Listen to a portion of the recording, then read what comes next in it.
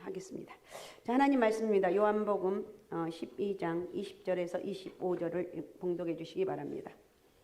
명절에 예배하러 올라온 사람 중에 헬라인 몇이 있는데 그들이 갈릴리 베세다 사람 빌립에게 가서 청하여 이르되 선생이여 우리가 예수를 배웠고자 하나이다 하니 빌립이 안드레에게 가서 말하고 안드레와 빌립이 예수께 가서 여쭈니 예수께서 대답하여 이르시되 인자가 영광을 얻을 때가 왔도다.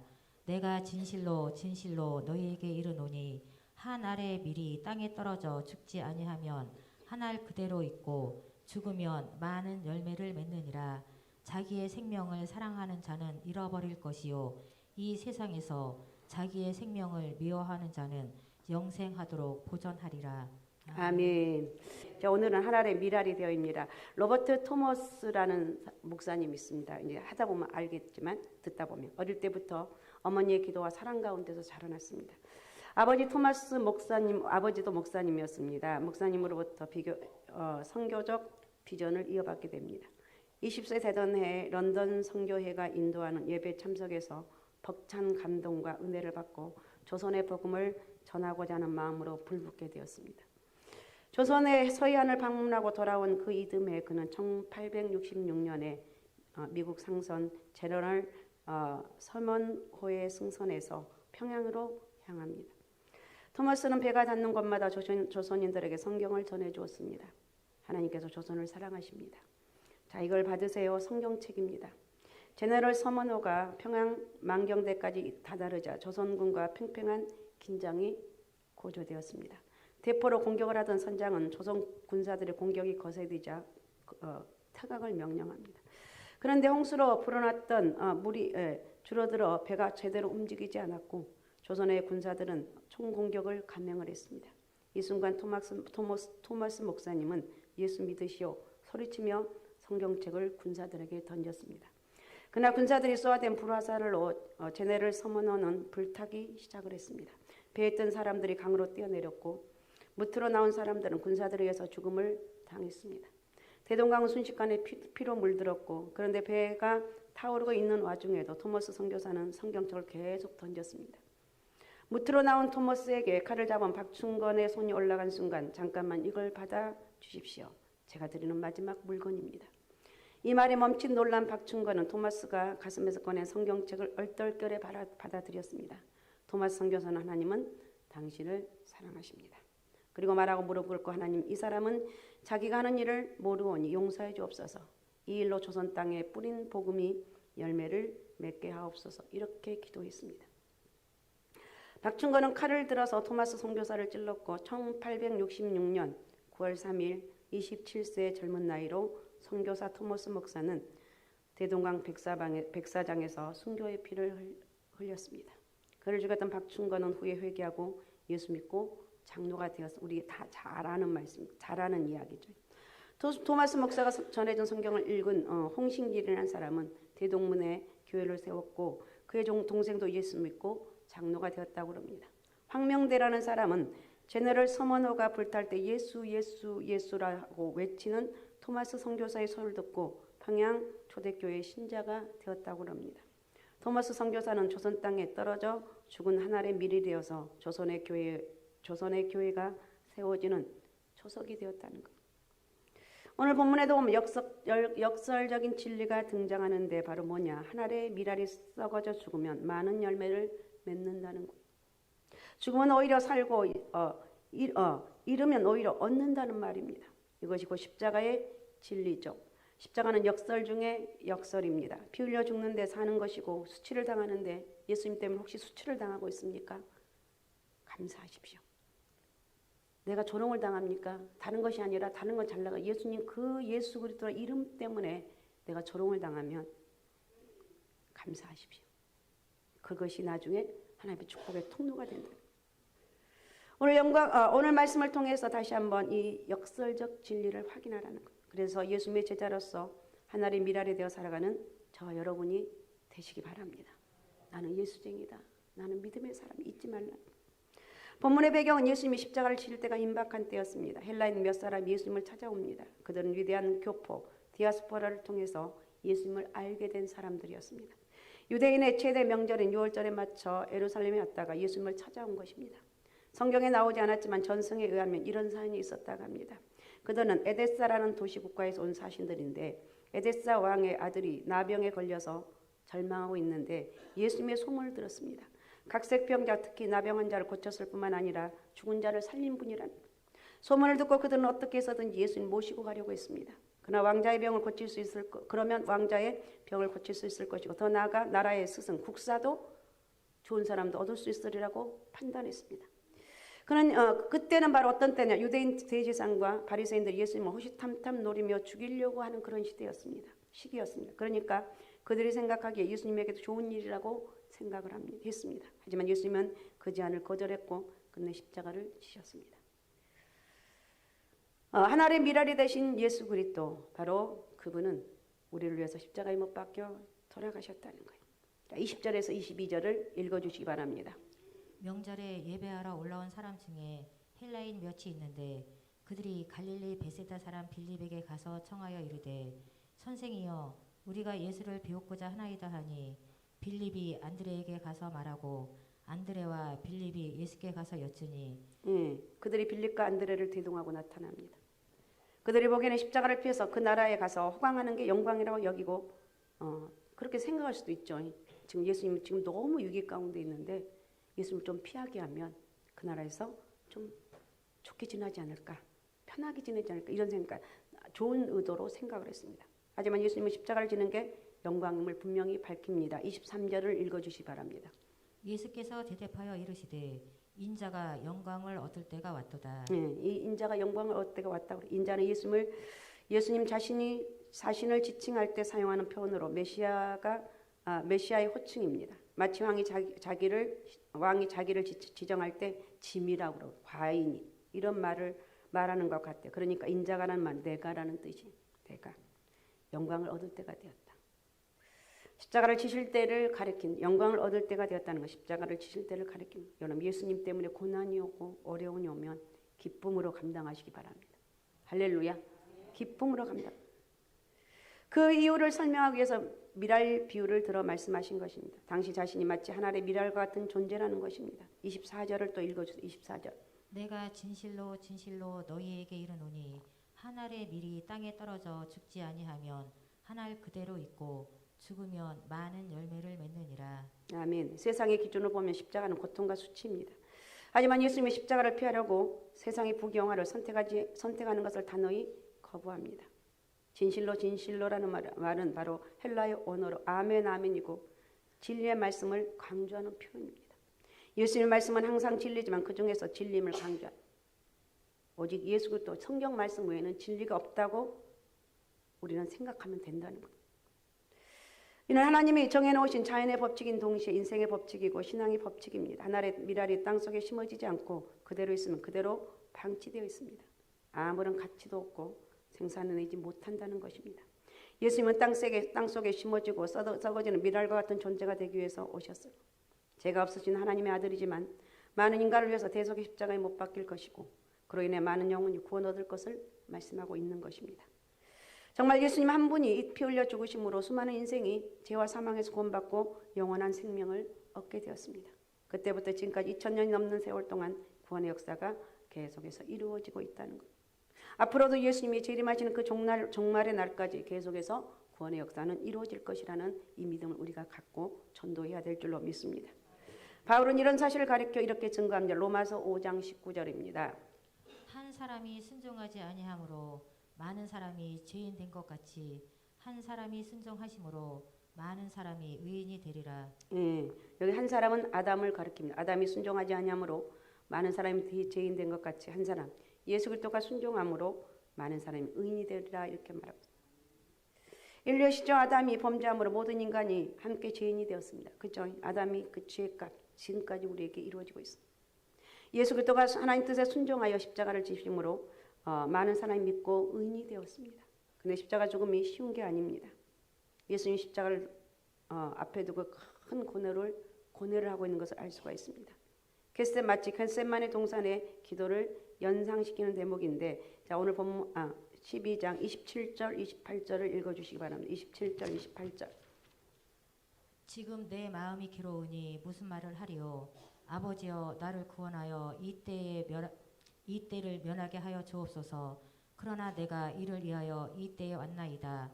아버지여 아버지의 이름을 영광스럽게 하옵소서 하시니. 예, 거기까지요. 예수님 하나님의 아들로서 신성을 갖고 계시지만 동시에 인성을 갖고 신성과 인성을 동시에 갖고 있습니다.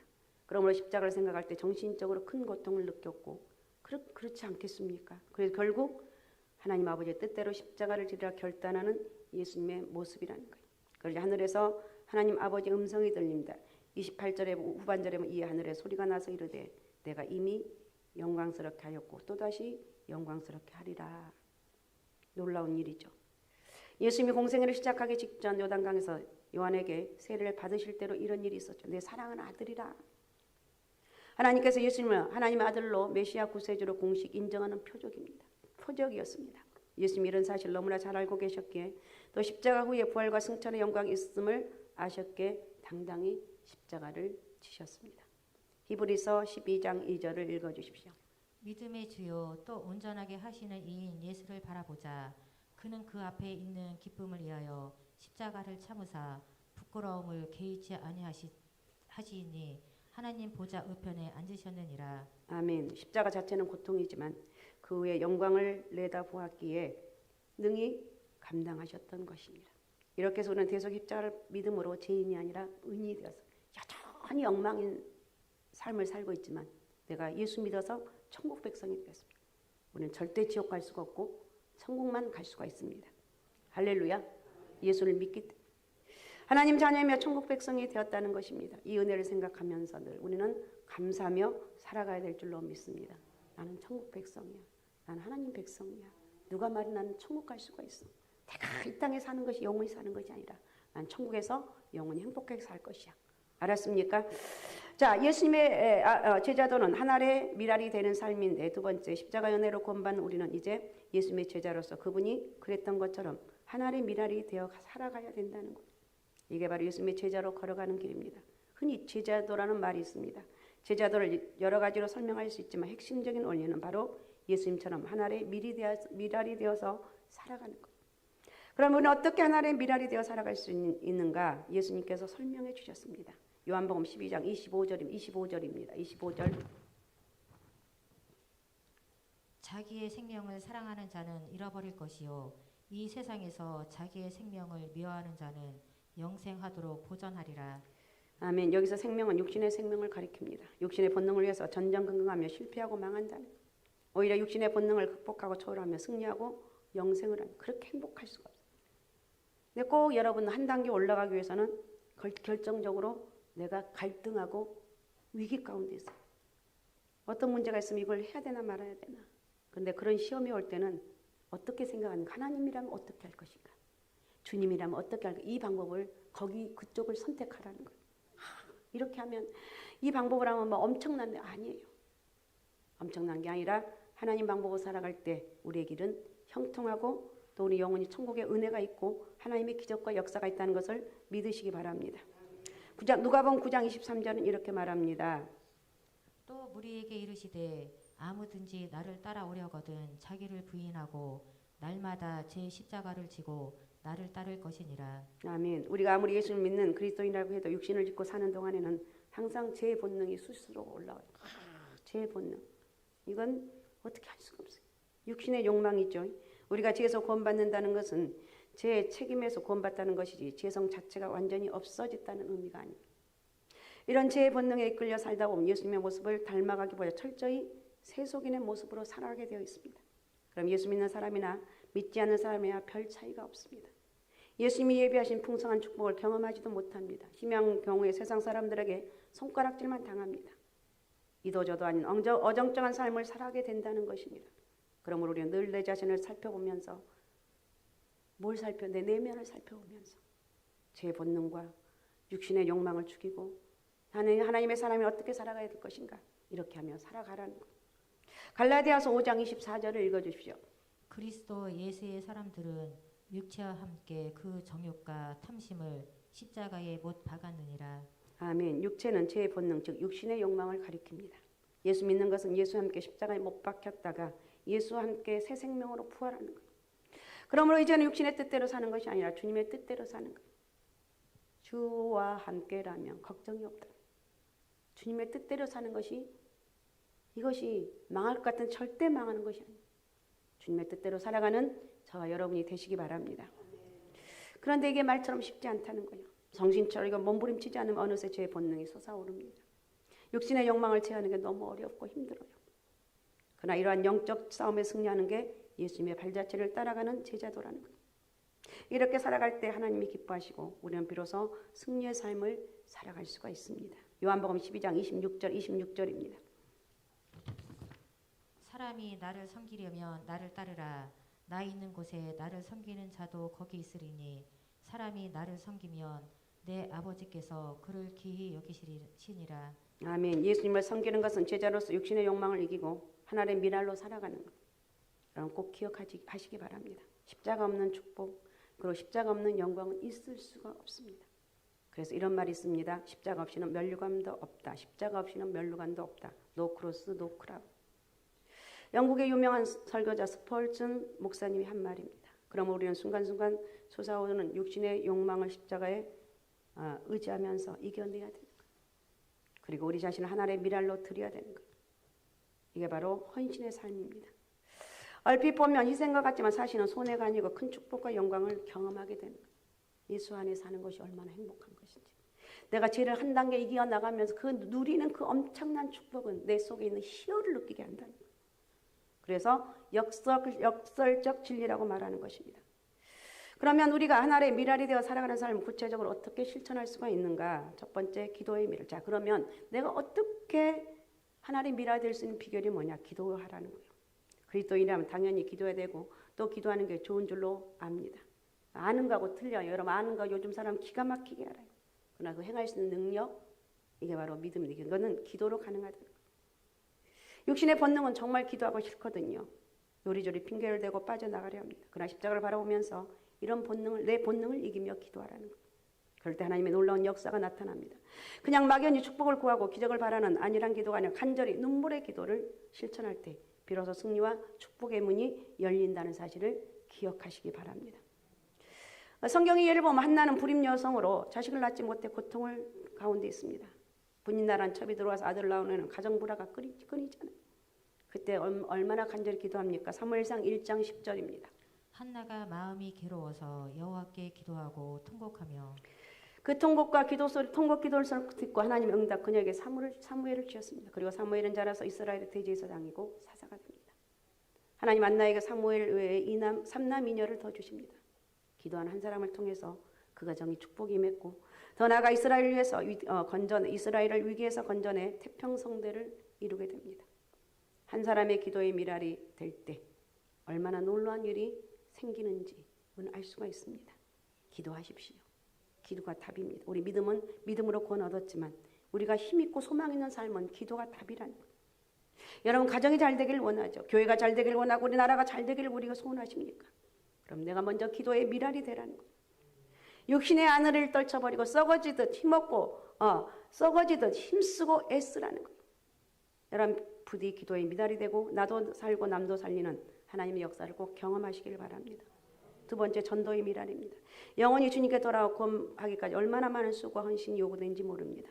바울은 전도와 양국의 수고가 얼마나 큰지 이렇게 표현합니다. 갈라디아서 4장 19절입니다. 나의 자녀들아 너희 속에 그리스도의 형상을 이루기까지 다시 너희를 위하여 해산하는 수고를 하노니 아기를 출산하기까지. 그리고 키우는 게 얼마나 많은 수고가 들어갑니까? 영적으로도 마찬가지. 불신자를 성도로 또 초신자를 성숙한 신자로 키워내기 위해서는 해산의 수고가 있습니다. 내가 구원받는 것도 누군가 희생이 있었기 때문에 한 영을 위한 기도의 시간도 필요합니다. 저를 전도한 그 언니를 내가 잊을 수 없는데 이름도 기억이 안 나고 얼굴만 이렇게 제가 20살 때 나를 위해서 늘 기도하면서 나 금식했다. 왜 금식하냐고 1년을 넘게 기도했는데 어느 날 내가 내 스스로 걸어서 교회에 갔어요. 그리고 가서 하나님을 만났어요. 전도할 때 거부하기도 하고 심하게는 조롱과 박해도 있습니다. 그런 가운데 한 영혼을 구원하면 그 사람 때문에 가정이 변하고 주위 사람이 변한 일이 일어난다는 거예요. 한 사람의 전도의 미랄이 되는 게 이렇게 중요하고 놀라운 일이라는 거예요. 아무쪼록 불신 가족이나 친구, 그리고 이웃에게 때를 얻든지 못 얻든지 복음을 전하는 전도의 미랄이 되시기 바랍니다. 그래서 하나님의 놀라운 역사를 경험하고 이게 하나님 은혜라고 경험하는 하나님의 축복이 여러분에게 있으시기 바랍니다. 그 다음에 세 번째 헌신의 미랄인데 세상에 있지는 헌신이 있어야 그 결과가 생긴다는 거예요. 자식이 잘 되는 것도 부모의 헌신이 있어야 가능합니다. 공동체가 잘 되는 것도 마찬가지. 가정이 잘 되면 누군가 교회가 잘 되려면 누군가 나라가 잘 되면 누군가 희생이 있어야 돼요. 사르밧 과부를 아시죠? 아하방 시절 우상 숭배를 찌든 북이스라엘을 하나님 진노하셔서 가뭄을 내립니다. 수년 동안 비 한 방울도 안 내리는데 엘리야가 피신 생활합니다. 그리 시내가에 머물다가 물이 말라버리자 하나님이 사르밧 과부에게 보냅니다. 그는 가루 조금과 기름 조금만 아들과 함께 마지막 한 끼 만들어 먹고 죽을 생각이었습니다. 그런데 하나님이 엘리야를 시켜 명령합니다. 먼저 내게 떡 한 개를 만들어 갖고 오시오. 여러분 벼룩에 간을 내먹지 반발할 수 있는데 그대로 순종을 합니다. 이거 엄청난 헌신입니다. 그러자 어떤 일이 벌어졌습니까? 열왕기상 17장 15절에서 16절입니다. 그가 가서 엘리야의 말대로 하였더니 그와 엘리야와 그의 식구가 여러 날 먹었으나 여호와께서 엘리야를 통하여 하신 말씀같이 통에 가루가 떨어지지 아니하고 병이 기름이 없어지지 아니하니라. 아멘. 사르밧 과부가 헌신의 열매를 됐을 때 자기 자신도 식구도 그 다음에 엘리야도 살렸고 더 나아가 엘리야를 통해서 이스라엘 가뭄에서 구원하는 역사가 이루어졌습니다. 이게 하나님의 미랄이 사르밧 과부. 하나님은 헌신한 한 사람을 통해서 가정을 변화시키고 공동체를 변화시킨다는 거예요. 어떤 원로 목사님의 간증입니다. 6.25 때 아버지를 여의고 홀어머니 슬하에서 자랐습니다. 옛날 그런 일이 많잖아요.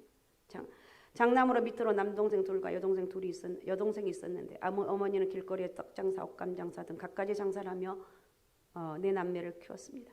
얼마나 고생이 심했을지 짐작이 되죠. 그런데 이웃집 장로 부인이 친절을 베풀며 계속 전도합니다. 처음에는 교회에 나갈 형편이 안 된다면 거절했지만 나중에 너무 고마워서 체면상 한 번만 따라가자고 생각을 했습니다.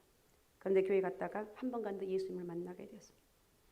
그 열심히 새벽기도도 할 정도로 신앙이 자랐습니다. 장사 나가기 전 새벽기도 다녀와서 아이들 깨워 밥상머리 앉히고 이렇게 훈계합니다. 너희들 신앙생활 열심히 해라. 우리가 하나님 외에 무슨 배경이 있느냐. 공부를 열심히 해라. 그리고 정직해라. 그래 하나님 앞에 사람 앞에 인정을 받는다. 이런 헌신과 훈계 덕분에 사남매가 신앙 안에 잘 성장을 했고 본인은 40년간 목회를 잘하다가 은퇴했고 동생들은 사회 곳곳에서 성공한 그리스도인으로 살아가고 있다는 거예요. 믿음의 가문을 이룬 것입니다. 그뿐만 아니라 일가 친척들까지 어머니 덕분에 모두 예수 믿고 믿음의 가문을 이루게 되었습니다. 한 여인이 미랄 이렇게 놀라운 일이 생긴 것입니다. 여러분 우리가 진정 예수 그리스도를 믿고 구원을 받았습니다. 그러면 지금까지 주신 은혜 감사한데 그치지 말고 이제는 정말 하나님의 말씀 안에서 제자도를 실천하는 성숙한 그리스도인 됩시다. 할렐루야.